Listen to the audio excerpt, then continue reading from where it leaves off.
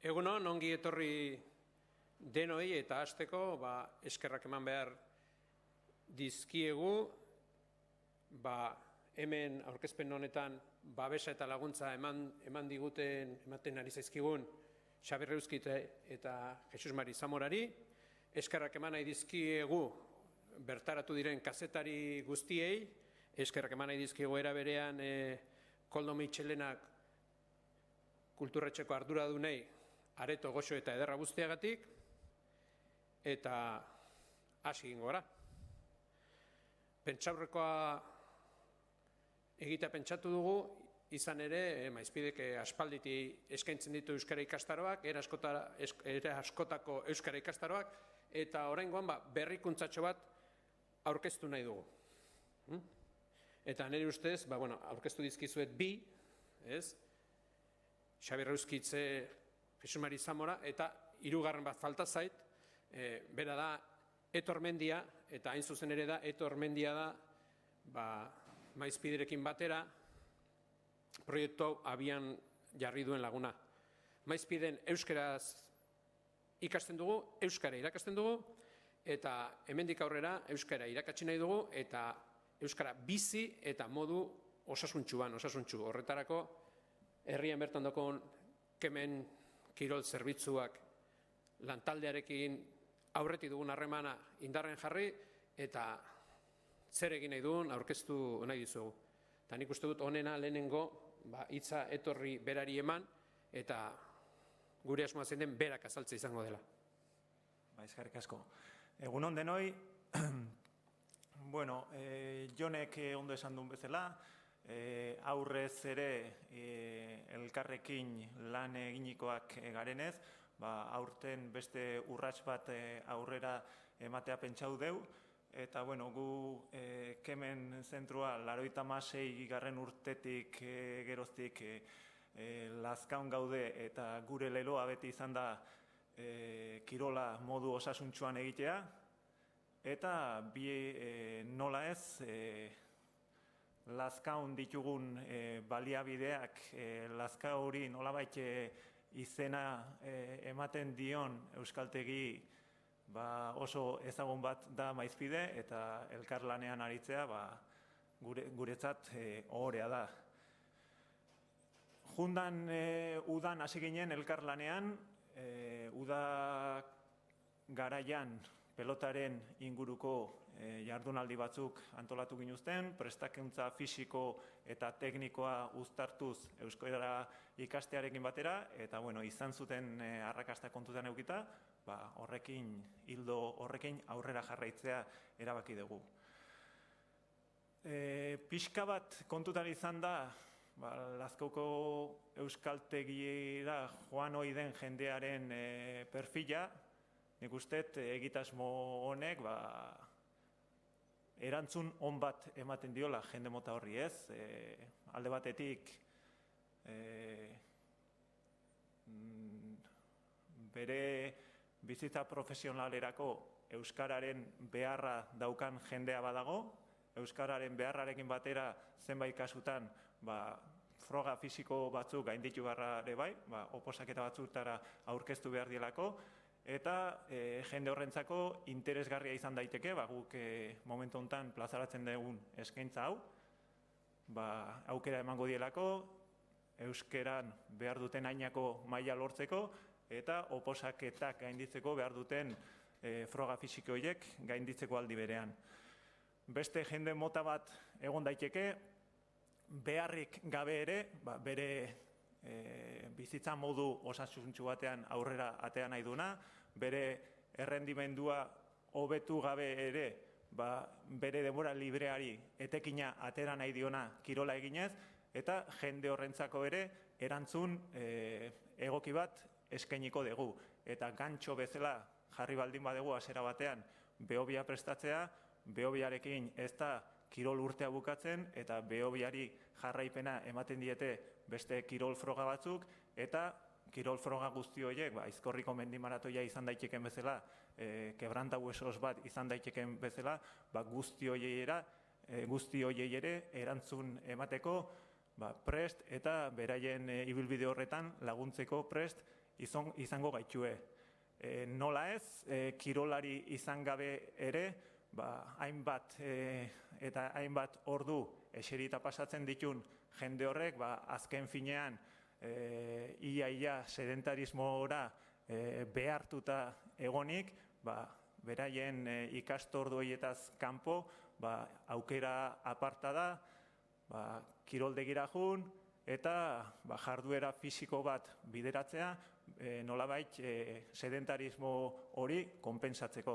Eta hortarako baliabideak baditugu, kirol instalakuntza aldetik Lazkaoko kiroldegiaren erabilpena izango degulako, behar degun jarduera guztietarako, korrikaiteko gune egokiak ditugu, bai Atauna bidean, bide berde horretan, bai gauza espezifikoagoak egin nahi izan ezkero, futbol zelaien inguruan dagoen atletismoko pista horretan, mendira juteko joera daukanak ere, paraje apartak ditu, bai Atauna aldea, bai Esparru aldea, nik uste inongo aitzakerik ez dagoela, mendi bizikletarako ere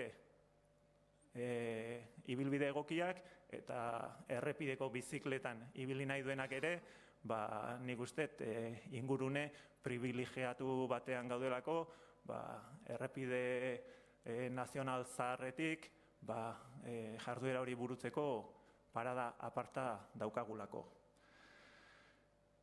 Piskat azken urtetako bilakara ikusita, garbi dago, kirola eiteko modua aldatu dela, lehen hau gauzak modu oso librean eta norberak bere moduan egiten zituen, gaur egun gauzak kontrolatuago egiten dira, alde batetik osasuna zaintzea helburu baldin bada, bidea hori delako, eta beste alde batetik, egun guztia ere ez daukagulako libre, guk nahi dugun jarduera hori burutzeko, eta metodologi batekin kirola egiteak, modu planifikatuan kirola egiteak, norberaren ongizatea hobetzeaz gain, norberaren errendimendua hobetzeaz gain, jarduera horretara bideratzen dugun denborari ere etekin handiagoa ekartzea dakarrelako, ez? Orduan, errendimendua bai, baino ez beti norberaren muga gorenak bilatzeko helburu horrekin bakarrik, baizik eta errendimendua dedikatu behar diogun denbora horri atako dioguna. Eta pixkat honekin bukatzeko, zergatik ez? Holako egitasmo bat aurrera eraman da, izango ditugun baliabide guzti horiek kontutan izan da, maizpidera gerturetzen den jende multzo hori kontutan izan da, guk eskainiko diogun laguntza horrekin eta beraiek bere aldetik borondate on pixkat jartzen baldin badute, zergatik ez, gaur egunen Euskal Herrian ez dugu ezagutzen goi errendimendu mailako zentrorik, baina lehenengo urratsetariko bat izan daiteke hau, holako zentroren bat denon artean eraikitzeko.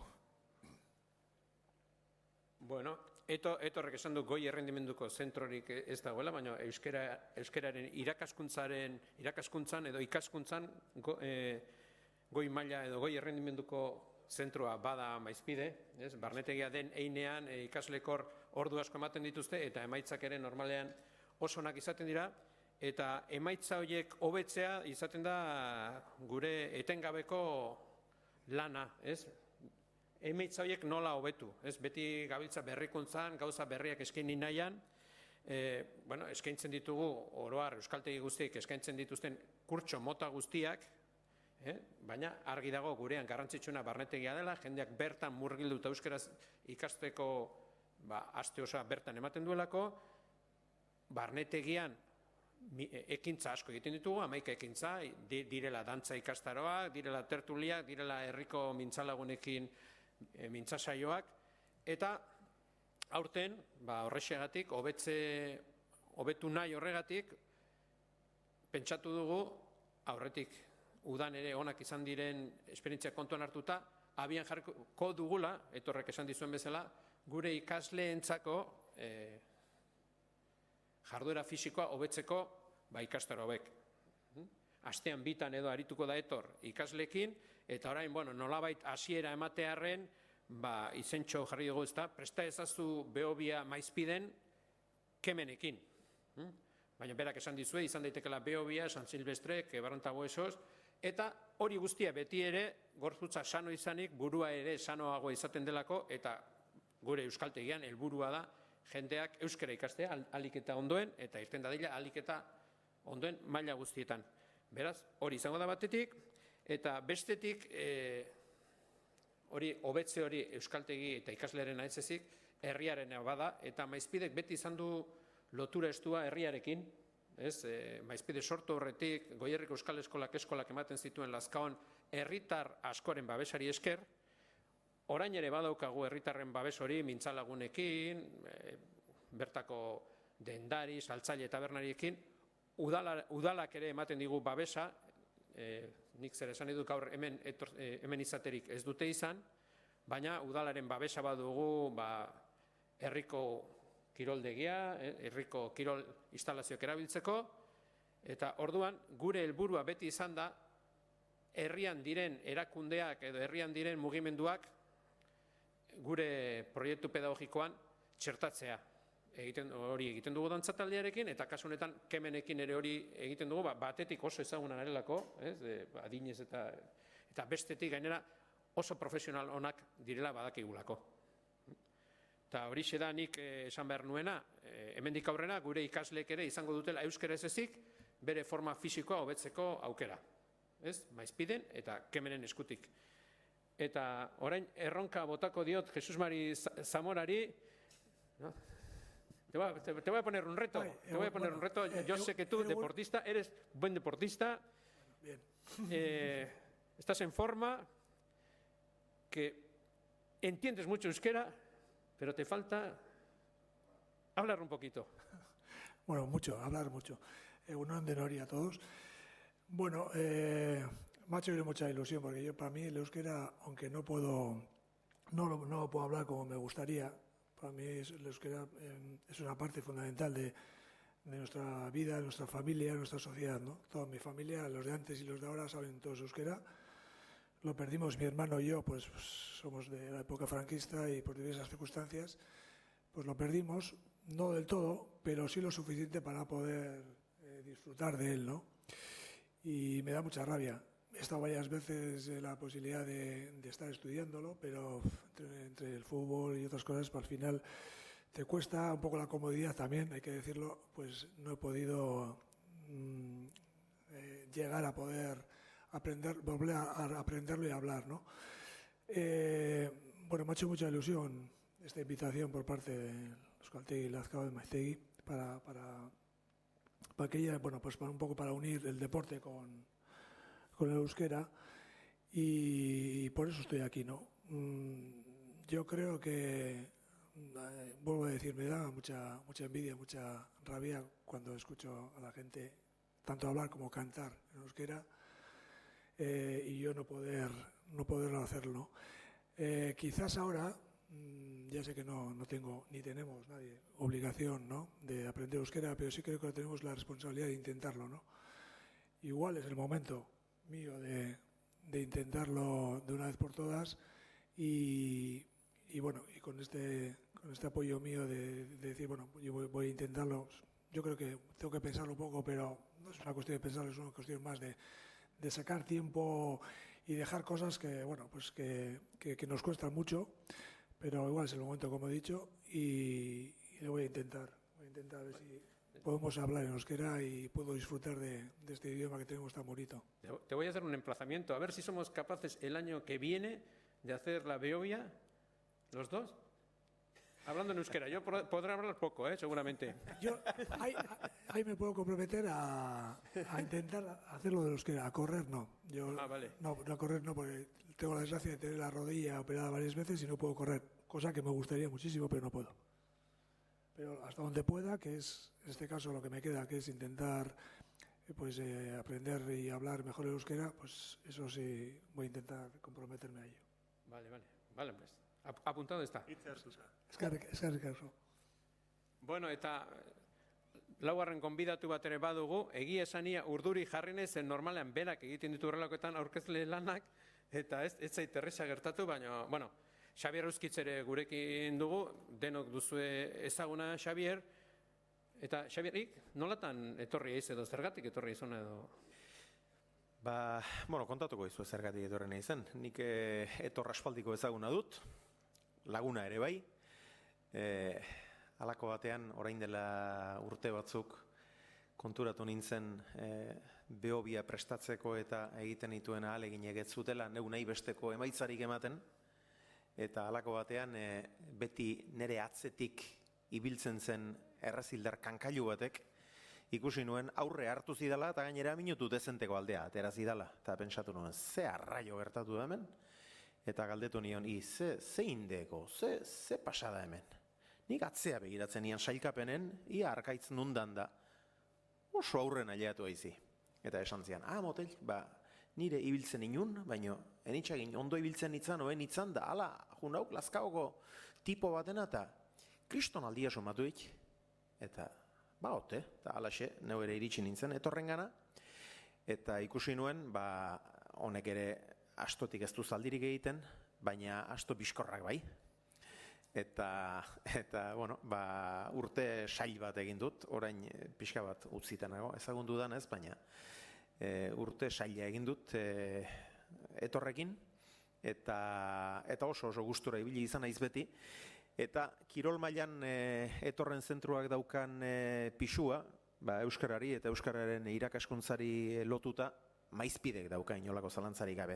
Kirola egitea oso osasungarria da edo zeinentzat, eta euskaraz jakitea berriz osasungarria da norberarentzat, elkarbizitzarako, bizikidetzarako, gizarte mailan. Eta orduan bi hauek guztarri berean lotuta ikustea, oso ideia ederra iruditu zait, eta emaitzak ere nik uste dotoreak izango direla. Eta ikusi nahiko nukenikan beste ertzeko ura datorren urtean behobia buk. Abiatzen mintzat. Bueno, saiatuko gara, egingo dugu, ahalegina. Hauxe zen aurkeztu nahi ginu zuena, presta ezazu behobia maizpiden kemenekin, egitasmoa, euskera eta kirola uztartuko dituena, euskaraz egiteko gaitasuna eta kirolean egiteko gaitasuna biak batera eta bizi landuko dituena, eta oraingoz besterik ez, animatu nahi dugu, jendea ikasle gehiago hurbiltzen zaigun horrelako eskaintza edo baliatu nahi duena, eta bestela, orain bertan euskaltegian ditugun ikasleak, eta ez dira gutxi, horiek ere animatuko ditugu, 6 eskola orduak bukatu ondoren, kirol pixka bat egin dezaten.